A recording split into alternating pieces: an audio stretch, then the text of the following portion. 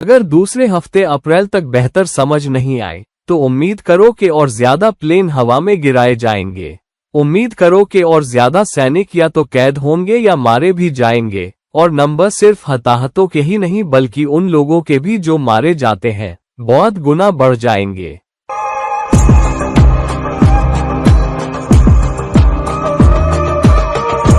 Hello, नमस्कार और आदाब मेरे सब दोस्तों को। आपके दोस्त और गाइड इरफान की तरफ से एक बार फिर आपके साथ आपके अपने चैनल एस्ट्रो एश्योरेंस पर।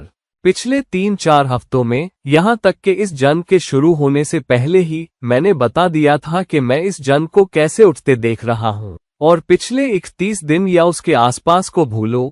असल में पिछले साल जून में जो 12 दिनों की जंग हुई थी उसी में मैंने कहा था कि अमेरिका और इस्राइल एक तरफ और ईरान दूसरी तरफ, इनके बीच जो भी चुनौती या जंग होगी वो कैसे निकलेगी। एक बात जो मैंने पिछले 1 साल से ज्यादा कही है वो ये कि रेजिम बनी रहेगी, रेजिम कहीं नहीं जा रही।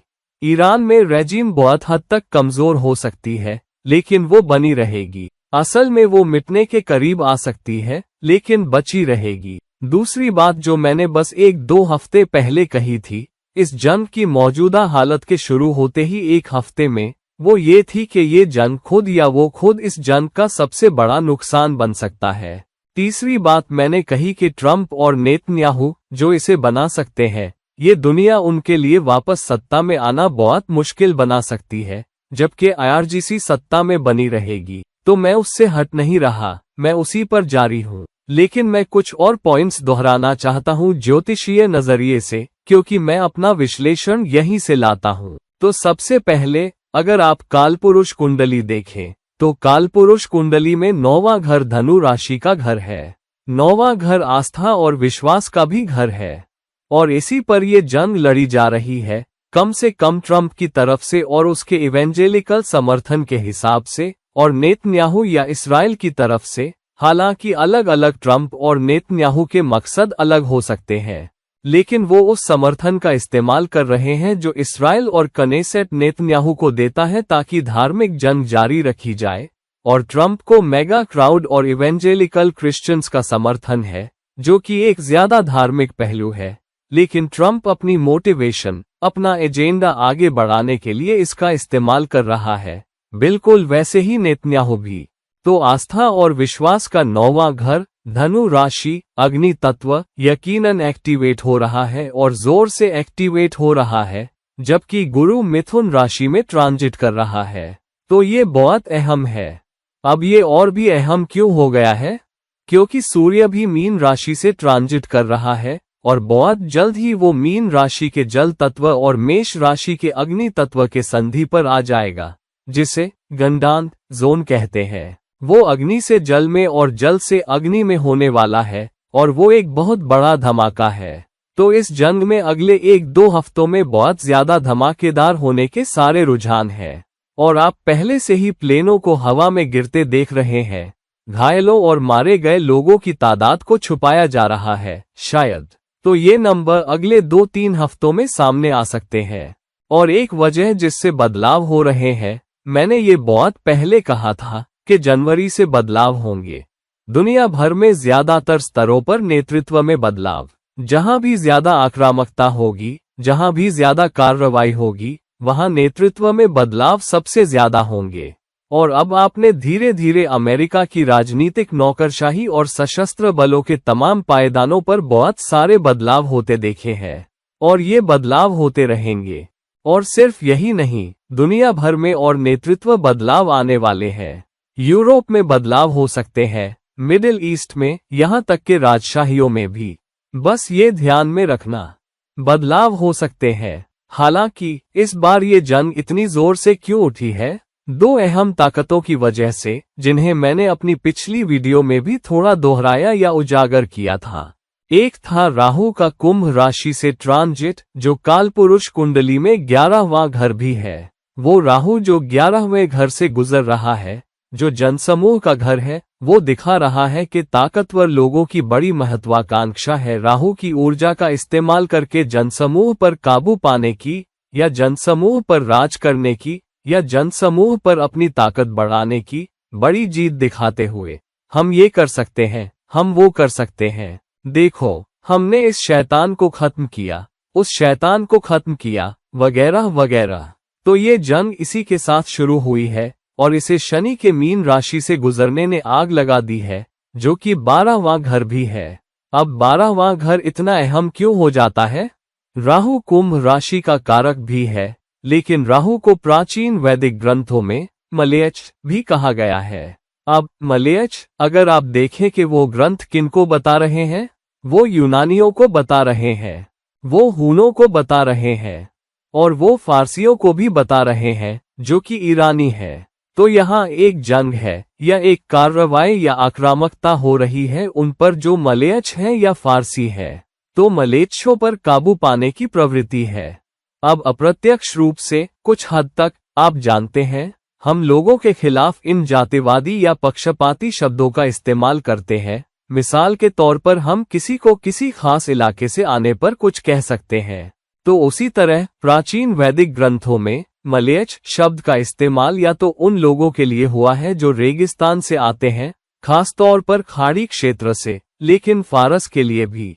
तो ये प्रवृत्ति किसी नियम पर काबू पाने की, जो ईरान भी चाहता है कि खाड़ी राज्यों पर अपना स्थानीय वर्चस्व बनाए रखे, उस विशेष क्षेत्र में अमेरिका और इस्राइल अपनी सत्ता के लिए जद्दोजहद कर रहे हैं और इसलिए वो ईरान को ये देने को तैयार नहीं है।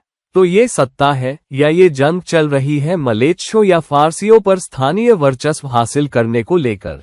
और ट्रंप भी उलझन में है कि कैसे निपटे मलेच्छों, राहु ऊर्जा जो ईरान या फारस है, और उलझन में है कि कैसे निपटे खाड़ी देशों से जो अपने इलाके में और जंग नहीं चाहते क्योंकि उनके यहाँ अमेरिकी बेस है जहां से अमेरिका ऑपरेट कर रहा है। तो वो जंग खत्म होते देखना चाहते हैं, वो उस गंभीर नुकसान को सीमित करना चाहते हैं जो देश को हो रहा है। ट्रंप एक ऑफ रैम्प चाहते हैं जो नेतन्याहू उन्हें नहीं दे रहे, और अब वो जंग के जुर्म में उतर गए हैं। बस सोचो, इतनी बड़ी महाशक्ति, दुश्मन पर सब कुछ खत्म है, फिर भी वो अब जंग के जुर्मों का सहारा लेना चाहते हैं या स्कूलों पर बमबारी करना, जो वो पहले ही कर चुके हैं, हजारों स्कूल। अब वो पावर प्लांट्स को नुकसान पहुंचाना चाहते हैं, पुल उड़ाना चाहते हैं। अगर तुम में इतनी ताकत है तो हमें जंग के जुर्मों के स्तर पर जाने की क्या जरूरत है? फिर भी ये उलझन के हम हर तरीका, अच्छा, बुरा, बदसूरत इस्तेमाल करेंगे, बमों से बातचीत करेंगे। ये धार्मिक जंग आ रही है। और अगर आप पहले के रक्षा सचिव लेकिन अब युद्ध सचिव पीट हेगसेन को देखें, उनके टैटू हैं जो यरूशलेम और धर्मयुद्धों की तरफ इशारा करते हैं। तो उनके दिमाग में और इवेंजेलिकल भीड़ में वो एक धर्मयुद्ध में है जिसे वो हार नहीं रहे। फिर भी एक और धर्मयुद्ध हारा जा रहा है और वो इसे समझ नहीं पा रहे। वो बिल्कुल बेचैन हो रहे हैं और इसलिए इवेंजेलिकल भीड़ की तरफ से ट्रंप पर जोरदार दबाव है कि मिलिशिया, राहु ऊर्जा को नष्ट, तबाह, खत्म करो या किसी भी कीमत पर धर्मयुद्ध जीतो। तो ये वो ऊर्जा है जो चल रही है। ट्रंप बस अपनी दूसरी प्रेसिडेंसी को बचाने की कोशिश कर रहे हैं ताकि वो लंगड़ी बत्तख न बन जाएं या हटाए भी न जाएं। बिल्कुल वैसे ही नेतन्याहू, वो खुद को कानून से सुरक्षित रखना चाहते हैं और कोशिश करना चाहते हैं कि आने वाले चुनाव में एक और जीत हासिल करें और जितना हो सके मिटा दें। लेकिन अगर आप देखें इसका नतीजा क्या है, तो अमेरिका बहिष्कृत हो गया है या धीरे धीरे हो रहा है।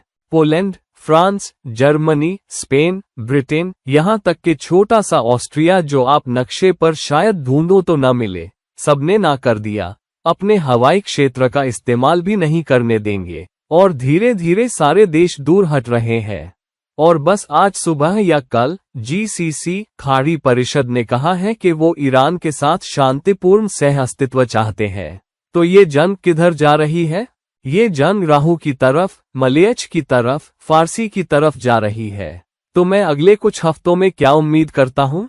मैं उम्मीद करता हूँ कि प्लेन गिरते रहेंगे, सैनिक मरते रहेंगे और हताहतों या मारे जाने वालों की तादाद बहुत गुना बढ़ जाएगी।